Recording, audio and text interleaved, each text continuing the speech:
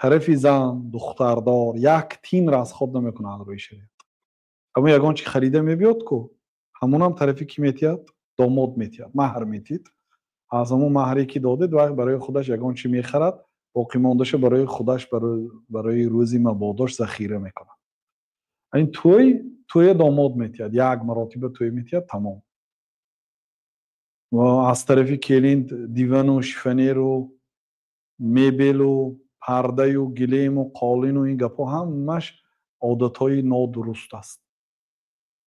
اون دختر 18 سال 20 سال تربیه کرده است شما باید برای وای 18 سال مهنت چتید تمام با وای چی به حق تید آخر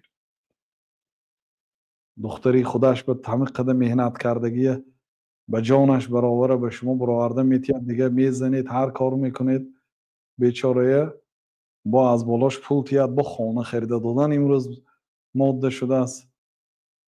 طرفی دخترها یک تین نتیتون یک تین خب آخر این خیلی داماد نیست که دیگر آخر داماد مسلمان بتیتون کسی که شریعت رعایت میکنه.